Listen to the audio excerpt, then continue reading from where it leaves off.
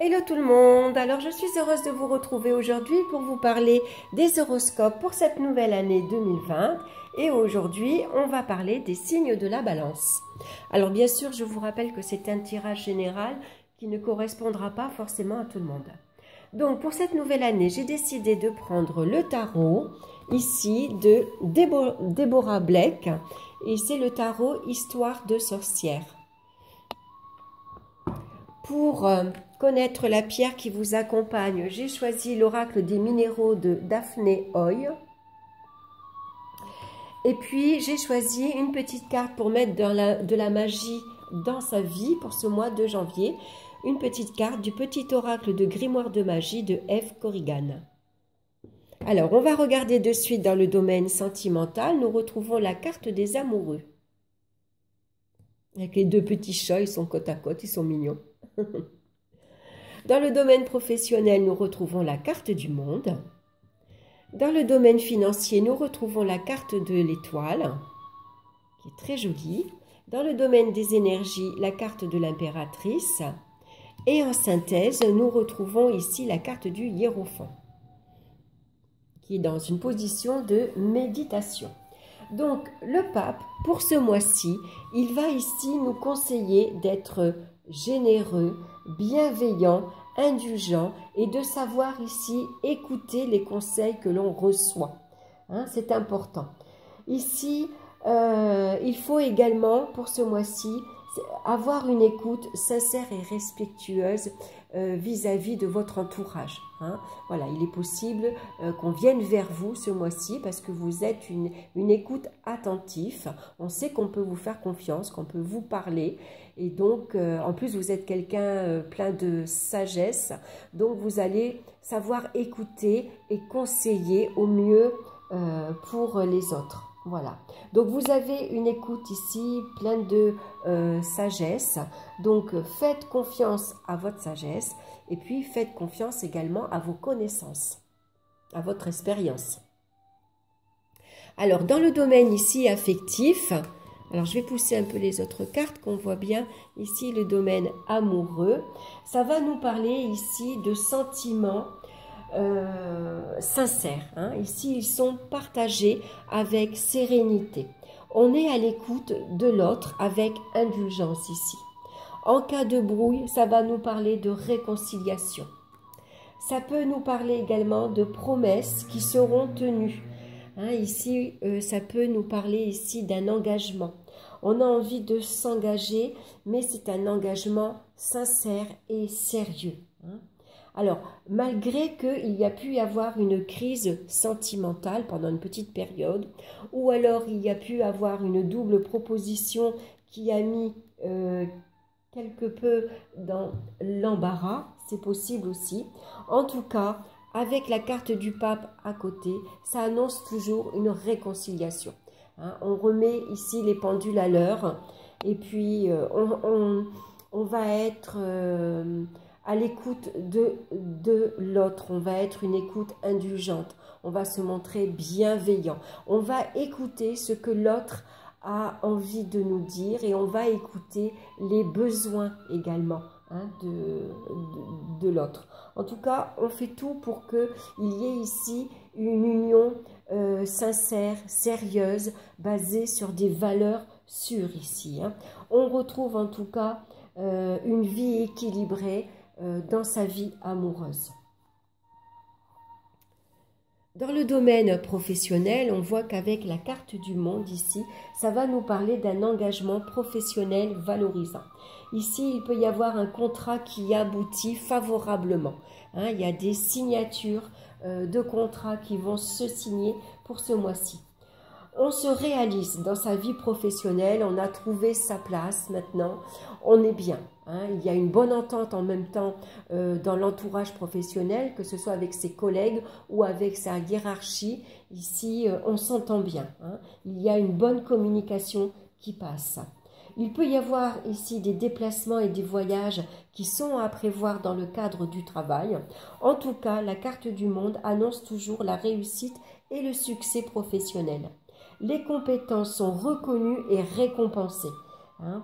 Donc ça peut être un grade supérieur, ça peut être de nouvelles responsabilités. En tout cas, ici, c'est le moment, si vous avez des demandes à faire, de le faire, puisque votre hiérarchie est ici à votre écoute. Alors, dans le domaine ici financier, on a la carte de l'étoile, qui est une très belle carte, puisque ça va nous parler ici d'équilibre financier. Ici, on gère avec sagesse et on se montre prévoyant. Alors, ça fait que le pape, il vient ici protéger les finances, hein. La chance va vous sourire et elle va ici vous apporter une amélioration financière. Donc, ça peut être des gains supplémentaires, hein. Alors, comme la vie professionnelle, elle vous sourit et que les compétences sont reconnues et récompensées, il est possible que vous ayez une augmentation de salaire ou une prime. En tout cas, s'il y a un changement de grade, on évolue également financièrement. Donc, faites confiance à la chance, faites confiance à la providence également, hein. Ici, l'étoile, comme le pape, protège toutes les tracasseries financières s'il y en avait. C'est pas grave, hein, elles vont vite se résoudre. Donc, tout va bien sur le plan financier. Alors, et au niveau des énergies, ici, on retrouve la carte de l'impératrice, qui souvent, la carte de l'impératrice représente la nervosité. Alors, accompagné de la carte du pape ici, ça va nous montrer que la nervosité va être tempérée, hein. On arrive malgré tout, vous voyez, le pape, il est dans une position de yoga.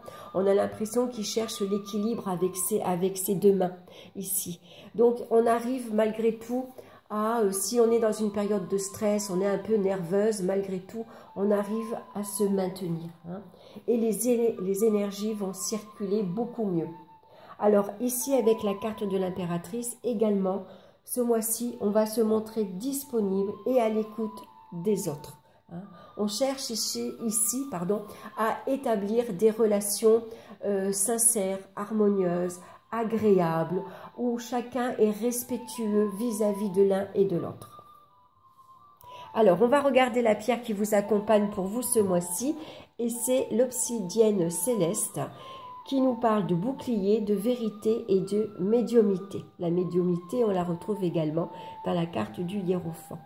Donc l'obsidienne céleste, voilà, c'est une pierre noire souvent tachée de taches blanches. Alors, je vais vous lire son petit message. L'obsidienne céleste. Alors, votre vie arrive à un point de bascule qui vous demande de faire le point sur vos forces et vos zones de travail. Vous êtes en plein cheminement personnel, votre sens intuitif se développe et votre évolution énergétique s'accélère. Plus vous avancez spirituellement, plus vous vous libérez de votre passé et plus les énergies de résistance risquent de se manifester. Il peut s'agir de liens karmiques, familiaux, spirituels qui peuvent se rappeler à vous et vouloir vous tirer vers le bas. L'énergie de l'obsidienne œil céleste vous rappelle que vous devez vous protéger des énergies négatives qui vous entourent. Son action de bouclier vous accompagne dans votre travail de libération karmique et énergétique. Cette pierre de vérité vous invite également à faire le point sur vos propres zones d'ombre pour en avoir totalement conscience et les dépasser. Vous êtes en pleine ouverture médiumnique, mais pour continuer à avancer dans la lumière, vous devez vous protéger et vous libérer de toute résistance énergétique. Donc, besoin ici de méditation, hein. Besoin ici, si vous voulez vous connecter à vos guides, en même temps que vous méditez, protégez-vous également. Donc, une pierre à porter sur soi pour ce mois de janvier. Alors, on va regarder maintenant la petite carte de l'oracle de Grimoire de Magie et on retombe une seconde fois sur une autre pierre qui vous accompagne pour vous ce mois-ci et c'est le quartz rose. Moi je l'ai, elle est un peu grosse, hein, bien sûr, pas la porter si gros, sinon ça fait un peu lourd, mais voilà, une quartz rose à porter sur soi également pour vous ce mois-ci. Donc, ça va être un petit mantra à vous répéter quand vous en ressentez le besoin. Vous pouvez l'écrire, le poser sur un autel. Et vous pouvez ici, donc, le jour, c'est le vendredi, c'est la lune croissante. Et puis, vous pouvez brûler une bougie verte ou rose, hein, qui correspond au chakra du cœur. Alors, je vais vous lire son message. Le quartz rose correspond au pardon. Baume des cœurs blessés, enveloppe-moi de bienveillance pour que de cette expérience, animosité et culpabilité puissent aller. Les cœurs lourds désormais redeviennent légers. C'est un joli message, hein? Et qui correspond bien finalement avec les sentiments de l'amoureux ici, hein, puisque ici il y a pu avoir pour certains une petite crise sentimentale dans les liens affectifs, il y a pu avoir une double proposition qui vous a perturbé intérieurement, il y a pu avoir une remise en question, il y a pu avoir quelques blessures, mais le pape ici vient corriger tout ça, hein, il vient apaiser les sentiments, vient calmer les sentiments et vient apaiser les relations quand elles ont pu être un petit peu conflictuelles, hein. Donc cette pierre, le quartz rose, intervient donc très bien dans cette période. Voilà, j'espère que cette guidance vous aura plu. Merci de me laisser vos commentaires, de liker, de partager et de vous abonner également, hein. Ça me fait très plaisir et puis ça permet à la chaîne de vivre beaucoup mieux. Et puis moi, en tout cas, je vous souhaite d'excellentes fêtes de fin d'année. Tous mes vœux de bonheur pour cette nouvelle année 2020. Et puis je vous embrasse tous bien fort et je vous retrouve très bientôt pour une nouvelle vidéo. Bye bye!